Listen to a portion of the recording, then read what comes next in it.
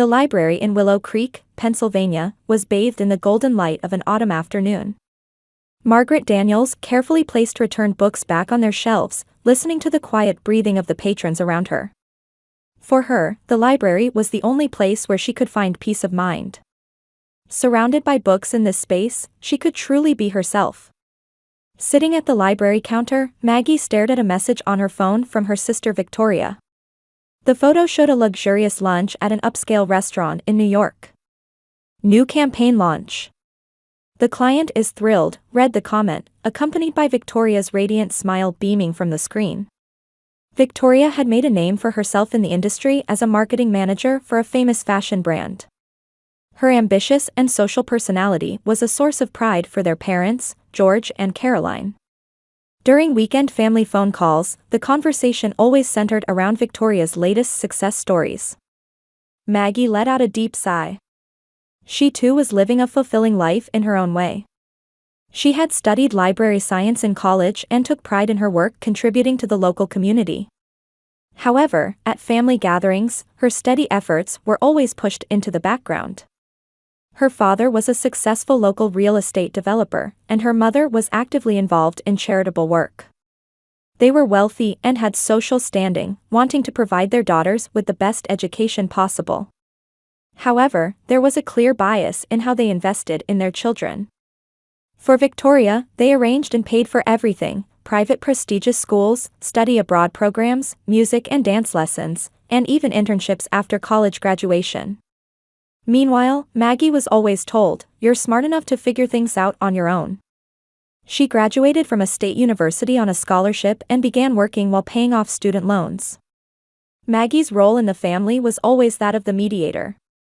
Whenever friction arose between her parents and Victoria, when someone was in trouble, it was always Maggie who solved the problems. When their mother had minor heart surgery, it was Maggie who took time off work to care for her. When Victoria was struggling in New York and needed financial assistance, it was Maggie who secretly helped with her own savings. Still, Maggie loved her family. Every time she saw Victoria's glamorous success, she felt complex emotions but was genuinely proud of her sister deep down. Though she felt lonely that her parents prioritized her sister over her, she cherished their family bonds. One rainy October night, Maggie was on her way home from the library when her phone rang. It was a call from the hospital. Her parents' car had lost control on a curve of a mountain road made slippery by rain and had gone off a cliff. By the time the emergency crew arrived, it was already too late. With trembling hands, Maggie hung up the phone and immediately called Victoria. Her sister's crying voice echoed through the phone, and both were left speechless. That night, Maggie went to the hospital alone and stayed with her parents until the end. Victoria rushed back on the first flight from New York the next morning, but during that time, all the procedures and decisions fell to Maggie. Funeral preparations, contacting relatives and friends, settling her father's business affairs, and handling the transition of her mother's charitable organizations. Maggie suppressed her grief and dealt with everything that needed to be done. Victoria was overwhelmed with sorrow and couldn't handle anything, so Maggie supported her sister while bearing the burden alone. The conference room at the law firm Hartwell & Associates was decorated with heavy mahogany furniture and deep green carpeting. Thin light from the cloudy November sky illuminated the long conference table. Maggie sat in a hard chair with her hands folded in her lap. Victoria, sitting beside her, was dressed in a black designer's suit and occasionally dabbed her eyes with a tissue. The executor, attorney Robert Hartwell, looked at the documents through his silver-rimmed glasses and cleared his throat. Several other relatives sat in the conference room, all waiting in heavy silence. "Now, I will read the last will and testament of Mr. George Daniels and Mrs. Caroline Daniels," Attorney Hartwell's voice broke the silence. "First, regarding the inheritance for Ms. Victoria Daniels." Victoria leaned forward. Maggie noticed her sister's hands trembling slightly. "To Ms. Victoria Daniels, I bequeath the Oceanside Cottage in Ocean City, the penthouse in downtown Philadelphia, the automobile collection including a BMW and Mercedes-Benz, and checking account funds of $850,000 at First Trust Bank, plus investment trusts totaling $420,000. A murmur arose in the conference room. Victoria showed a look of relief, and Aunt Martha whispered, "How wonderful." Maggie sat without changing her expression, but her heart was pounding. Now, regarding the inheritance for Ms. Margaret Daniels, Attorney Hartwell paused for a moment and frowned. To Ms. Margaret Daniels, I bequeath the old barn and its land on the outskirts of Willow Creek, approximately 2 acres. The conference room fell silent. Maggie couldn't believe her ears. A barn. That dilapidated, long-unused old building. She had been there once as a child when her father took her, but no one had been near it since. Victoria was the first to speak. Initially confused, a thin smile gradually appeared on her lips. A barn. An old barn, her voice grew higher. Just as expected, Maggie. Something plain and worthless suits you perfectly. Maggie stared at her sister. Victoria's eyes held a triumphant gleam. I'm sure Mom and Dad thought you just needed a place to store old books, Victoria said coldly. A library suits a librarian. Even if it's a crumbling barn. The relatives awkwardly averted their gazes. Uncle Robert cleared his throat, and Cousin Michael stared at the floor. No one spoke up in Maggie's defense. Is there anything else I inherit? Maggie asked in a trembling voice. Attorney Hartwell checked the documents again. I'm sorry, but that concludes Ms. Margaret's inheritance. He produced an old brass key. This key is believed to be for the barn. And I have this letter for you. A small envelope was handed to Maggie. On the front, to Margaret, was written in her father's handwriting. She received the key and envelope with trembling hands.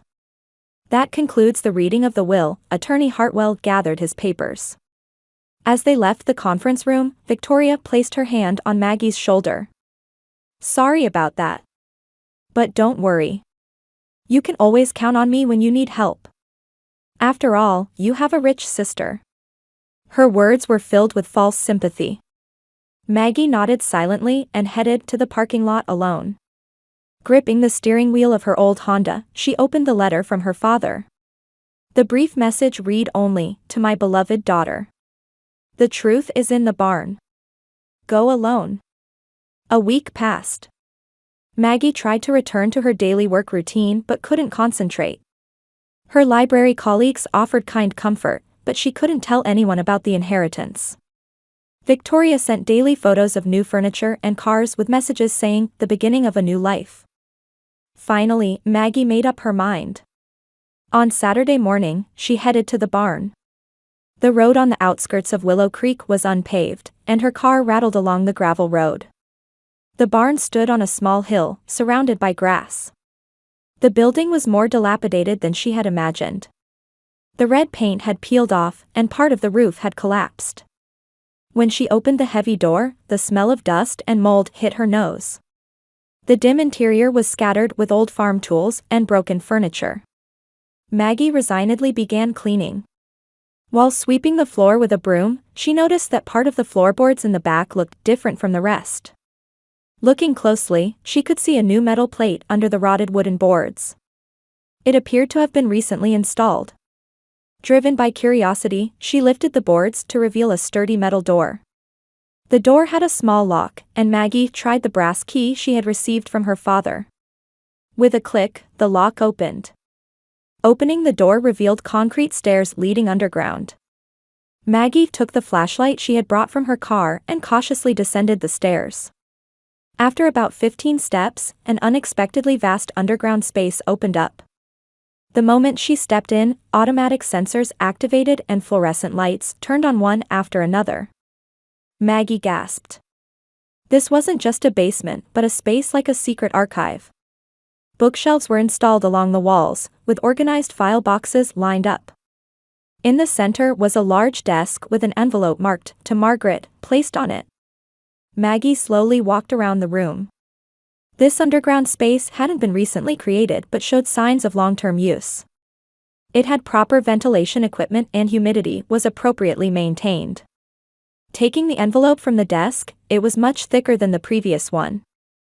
Maggie sat in the chair and opened the seal with trembling hands.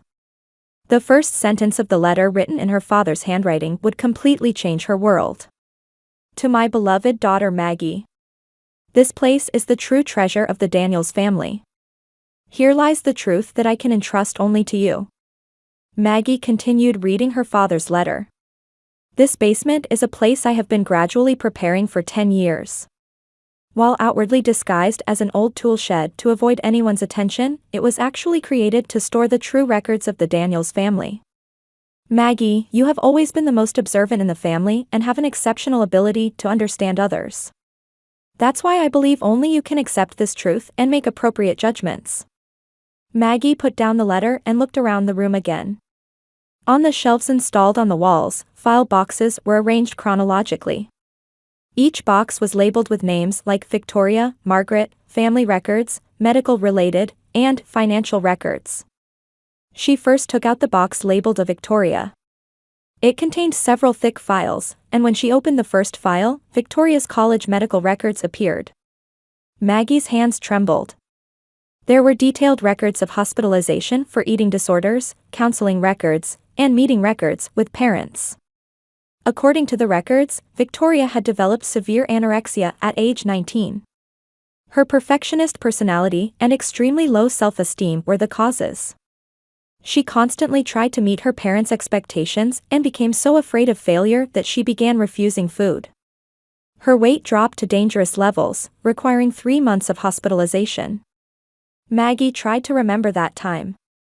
Victoria had explained that she was managing her weight for model auditions. The whole family had supported her ambitious plans. No one knew it was a life-threatening illness. The next file contained records from Victoria's job hunting period. She had received job offers from numerous companies, but behind the scenes, there was evidence that their parents had approached university professors and corporate executives on her behalf. Father George had paved the way for his daughter through golf and business dinners with business associates. Mother Caroline had also made full use of the connections she had built through her charitable activities. This support was to compensate for Victoria's mental fragility, read their father's notation. She appeared confident on the surface, but was actually constantly dominated by anxiety and fear. Her fear of failure was so strong that we were afraid she would become ill again. Maggie continued reading while holding back tears. Victoria's current success at work was also actually supported by their parents behind the scenes. Her father had business relationships with several construction companies that were major clients of Victoria's company, indirectly supporting her work. Much of what was called Victoria's talent was actually due to their parents' invisible support. Next, she opened the Margaret file. There were many records she didn't even know about herself. Next to her college scholarship application documents was a draft recommendation letter from her father. My daughter Margaret maintains excellent grades despite financial difficulties and serves as a model for other students, read the text, which surprised Maggie. What surprised her most were the records from when their mother had minor heart surgery. Maggie remembered taking time off work to care for her, but during that time, her father had secretly compensated for her lost wages. There was a record stating, arranged so that Maggie could focus on caring for her mother without financial worries. There were also records about when Victoria was struggling in New York and Maggie had helped her.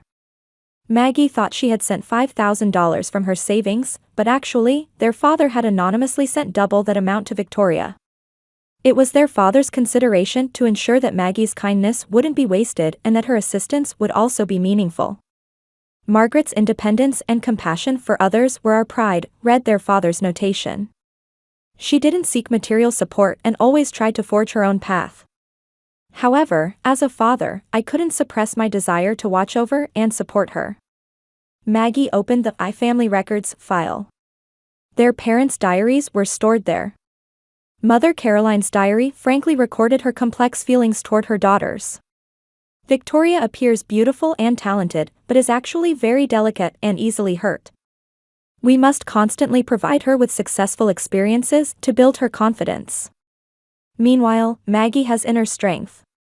Sometimes we may appear to undervalue her, but that's also an expression of our trust in her. We believe Maggie can overcome any difficulty. Their father's diary recorded his business worries. I'm taking utmost care that my intervention in Victoria's job placement isn't discovered. I want her to think she succeeded on her own merit. I feel guilty about hiding the truth from Maggie. However, it's necessary for Victoria's mental stability. The most shocking were the recent diary entries. Records from a month before the accident contained descriptions about the will. I've decided to leave material assets to Victoria. For her, visible success and stability provide emotional support. However, I've decided to entrust the true treasure, the family's truth and responsibility, to Maggie. She will be able to accept this truth and save Victoria. Maggie also opened the medical records file. It recorded that Victoria had recently resumed counseling. Symptoms of anxiety disorder had recurred due to the pressure to succeed and the constant stress of having to meet expectations. However, she hadn't told anyone this fact. The last file contained unsent letters from their father to his daughters. The letter addressed to Victoria read, "Your worth isn't determined by success. We love you for who you are." The letter to Maggie read, "Your strength and kindness are this family's treasure. Please forgive us for relying on you too much." Maggie collapsed on the desk and cried quietly. Their parents weren't perfect, but they loved each daughter and tried to do their best. Behind Victoria's glamorous success lay deep anguish, and Maggie herself had been supported by her parents in ways she never knew. At the end of the letter was their father's final wish. "Maggie, please share this truth with Victoria. She needs to understand that she doesn't need to be perfect and that she has value worthy of love. And you yourself need to know about the contributions and value that haven't been adequately recognized until now. Our greatest wish as parents is for our two daughters to understand each other and live their lives supporting one another." Maggie looked up and surveyed the basement. Here were stored all the family's secrets, love, and complex emotions. The barn, an inheritance that appeared worthless on the surface, was actually the family's most precious treasure. She took out her phone and sent Victoria a short message. "I have something I want to talk to you about. Could you come to the barn with me tomorrow?" The reply came immediately. "The old barn again? What a waste of time. But if you insist so much, I'll humor you." The next afternoon, Maggie was making coffee in her apartment kitchen. She hadn't slept a wink the night before, thinking about the truth she had discovered in the basement. She had pondered many times how to explain it to Victoria. Suddenly, the doorbell rang. It was an hour earlier than the agreed time. When she opened the door, Victoria was standing there. She wasn't in her usual perfect attire but wore jeans with a cashmere sweater, and her makeup was subdued. Looking closely, she had dark circles under her eyes and appeared exhausted. "I came a bit too early," Victoria smiled slightly. "Could we talk a little before going to the barn?" Maggie invited her sister into the living room. When Victoria sat on the sofa, unlike her usual confident demeanor, she was fidgeting with her hands. "Actually, I wanted to apologize to you," Victoria began. "My attitude at the law office was really terrible. I knew you were hurt, but I said such cold things." Maggie was surprised. It was the first time since childhood that she had heard Victoria apologize. "But to be honest," Victoria continued, "I was relieved about the inheritance. I thought I wouldn't have to worry about money. But this past week, I haven't been happy at all. Even in the big house, even driving the luxury car, I feel like something important is missing." Maggie was holding her coffee cup with both hands. "Victoria, there's something I want to talk about before we go to the barn." "Oh, right. So we're going to sell the barn and split the money, right?" Victoria's voice suddenly became bright. "That old building probably isn't worth anything anyway, but the land might be worth something." Maggie shook her head. "That's not possible. I can't explain it without showing you first." The two headed to the barn by car. Victoria drove her new BMW with Maggie in the passenger seat. Light conversation continued in the car, but Maggie's heart was heavy. When they arrived at the barn, Victoria looked up at the building and smiled wryly. "It really is falling apart. Maybe we should tear it down and clear the land." Maggie silently opened the barn door and guided her sister inside. Walking to the entrance to the basement, she pointed to the metal door. "This is what I found yesterday." Victoria looked confused. A basement? Here. Maggie opened the door and descended the stairs first. Victoria hesitantly followed. When the lights came on, Victoria gasped. What is this? A place Dad prepared for years, Maggie explained quietly. All the real records of our family are stored here. Victoria looked around the room, taking in the organized documents and photos. Isn't this invasion of privacy? Why was he investigating us? I thought so at first too. Maggie sat at the central desk. But read this. Maggie handed Victoria her college medical records. Victoria read the first few lines and her face turned pale. This is... Her voice trembled. Why did Dad have this? No one in the family knew about your illness, Maggie said gently. Only Dad and Mom knew and were always worried about you. Victoria collapsed into a chair. At that time, it was really hard. I thought I had to meet everyone's expectations, but I couldn't be perfect. I couldn't eat anymore. Maggie sat beside her sister and held her hand. I'm sorry, I didn't know. If I had known. But I lied to everyone. Victoria's voice became tearful. I said it was weight management to become a model. The truth was, I hated myself and wanted to disappear. Maggie showed her other files.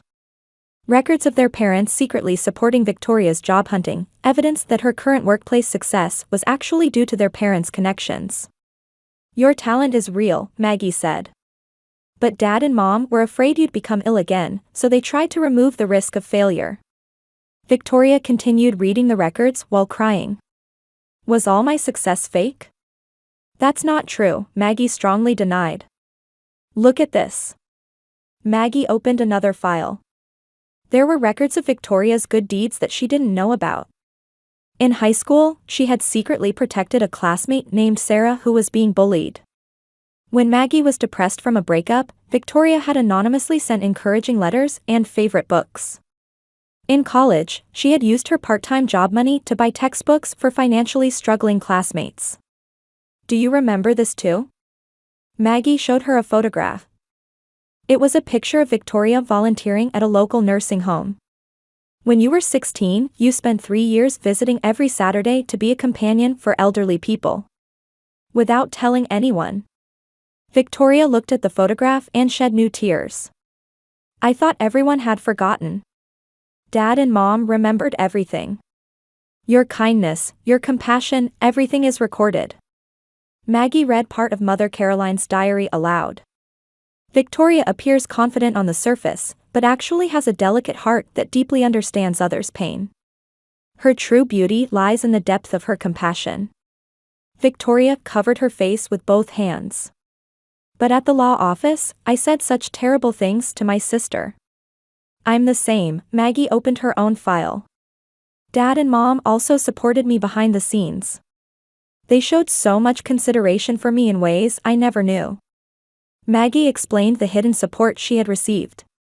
Scholarship recommendations, salary compensation during her mother's care, her father's additional support for her assistance to Victoria. I was jealous of your success, Maggie admitted. I felt like everyone recognized you and overlooked me. But actually, Dad and Mom loved both of us. They just did it in different ways. Victoria looked up. I always envied your inner strength. You seemed fine on your own, while I couldn't live without someone's approval. I appeared strong because I had to act that way, Maggie smiled. But I really wanted to shine like you. The two looked at each other for a long time. Then they stood up simultaneously and embraced. More than 30 years of misunderstanding and jealousy melted away in that moment.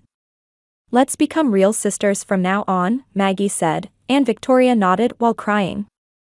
Help me, Victoria whispered. Help me find my true self. Of course, Maggie held her sister tightly. Let's start a new life together. Under the fluorescent lights in the basement, the sisters truly understood each other for the first time. Their parents' love might have been expressed in distorted ways sometimes, but at its foundation was deep love. And their daughters were ready to inherit that love properly. The family photographs hanging on the wall seemed to be watching over them in the soft light. 6 months later in spring, the barn on the hill on the outskirts of Willow Creek had completely transformed.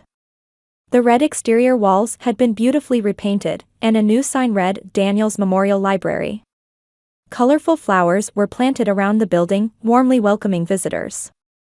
Maggie was at the first-floor reception counter, checking out books for local children. "I'll come again next week, Miss Maggie," 8-year-old Emily waved as she left. In the past 6 months, the library had become a central part of the local community. In the afternoon, Victoria arrived. She wasn't wearing the expensive brand suits of before, but comfortable casual clothing. She carried a bag with materials and smiled peacefully at her sister. "How are the preparations for today's group session?"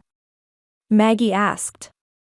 12 participants are expected, Victoria answered brightly. Everyone is becoming more positive about sharing their experiences. After discovering the records in the basement, Victoria had resolved to face herself.